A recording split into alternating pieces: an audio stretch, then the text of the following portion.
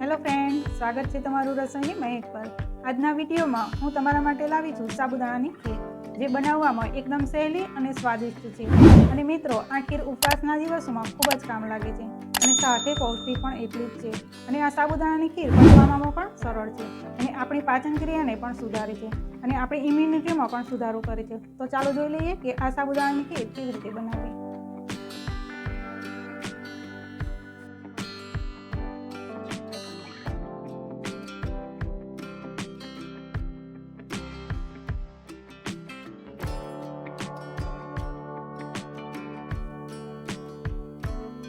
મિત્રો, આજે આપણે બનાવવા જઈ રહ્યા છીએ સાબુદાણાની ખીર। અને સાબુદાણા એક એવી વસ્તુ છે જેમાં કેલ્શિયમ, આયર્ન અને વિટામિન કે થી ભરપૂર હોય છે અને તે હાડકાને મજબૂત બનાવી રાખવામાં ખૂબ જ ફાયદાકારક છે। તો સાબુદાણાની ખીરમાં આપણે કઈ કઈ સામગ્રીની જરૂર પડશે તે જોઈ લઈએ। તો આપણે 1/2 લીટર જેટલું દૂધ લીધેલું છે અને સાબુદાણા આપણે પલાળીને 1 કલાક અગાઉ રાખેલા છે। અને સાબુદાણામાં તમે જોઈ શકો છો કે આ રીતના આપણો દાણો છે એ છૂટે છૂટે રહેવો જોઈએ, તે રીતે આપણે પલાળી દઈશું। 3 થી 4 ચમચી જેટલું આપણે દેશી ઘી લીધેલું છે।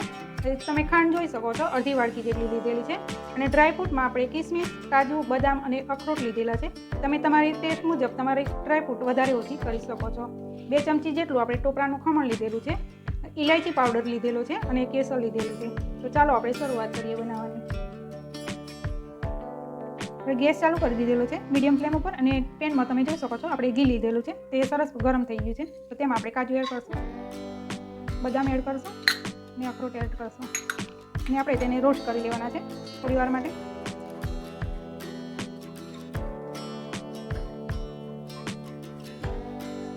હવે તેમાં આપણે કિસમિસ એડ કરશું।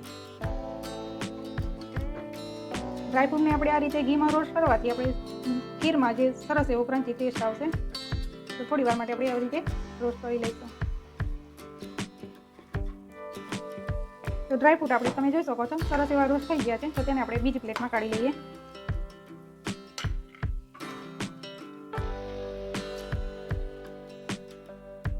હવે ફરીથી આ જ પેનમાં આપણે થોડું ઘી લઈ લીધેલું છે, તેમાં આપણે સાબુદાણાને એડ કરી લઈએ અને થોડી વાર માટે આપણે ઘીમાં આ રીતના સાતળી લઈશું।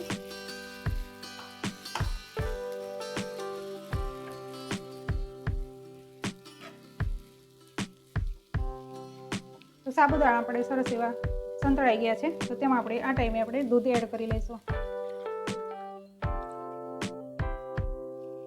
થોડી વાર માટે આપણે ઉકળવા દઈશું।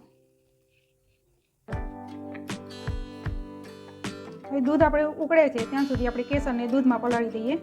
આજ આપણે દૂધ તેમાં એડ કરી લઈશું અને થોડી વાર માટે આપણે સાઈડમાં રાખી દઈશું આ રીતે। મિત્રો, સાબુદાણા ખાવાથી ઘણા સ્વાસ્થ્ય લાભ થાય છે। તે વજન વધારવામાં ખૂબ જ સારું માનવામાં આવે છે અને સાબુદાણામાં રહેલા પોષક તત્વો તમારી ઇમ્યુનિટી વધારવામાં કામ કરે છે અને સાબુદાણા પાચન ક્રિયાને પણ ઠીક કરે છે। હવે 5 મિનિટ થઈ ગઈ છે, તો તેમાં આપણે થોડી ખાંડ એડ કરી લઈએ અને મિક્સ કરી લઈએ। ફરીથી આપણે ઉકાળીશું, થોડું ઘટ થાય ત્યાં સુધી આપણે ઉકાળતા રહીશું આ રીતે।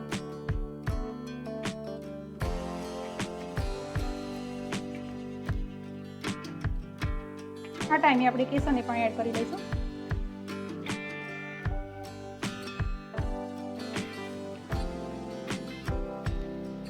તો મિત્રો, તમે જોઈ શકો છો આપણે થોડી વાર માટે ઉકાળી લીધેલું હતું અને ખીર તમે જોઈ શકો છો આ રીતે આપણે ઘટ થઈ ગઈ છે। તો આ ટાઈમે આપણે જે ડ્રાયફ્રૂટ સાતળીને રાખ્યા હતા તે એડ કરી લઈએ તેમાં। ટોપરાનું ખમણ છે તે પણ એડ કરી લઈએ આપણે અને ઇલાયચી પાવડર છે તે પણ એડ કરી લઈએ અને અડધી મિનિટ માટે આપણે થોડી વાર માટે હલાવી લઈશું।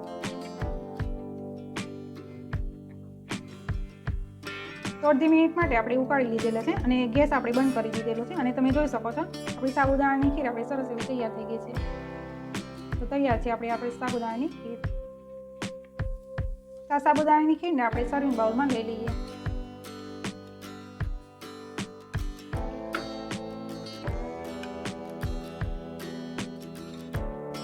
તો મિત્રો, આ હતી સાબુદાણાની ખીર, બનાવવાની સરળ અને ઝડપી રીત।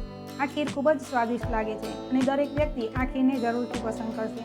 તો કેવી લાગી તમને આ રેસીપી? જો તમને અમારી રેસીપી ગમતી હોય તો અમારી ચેનલને લાઇક, શેર અને સબસ્ક્રાઈબ જરૂરથી કરી લેજો, જેથી નવી રેસીપી તમને મળતી રહે. તો આવજો ફ્રેન્ડ્સ, મળીશું ફરી નવી જ રેસીપી સાથે.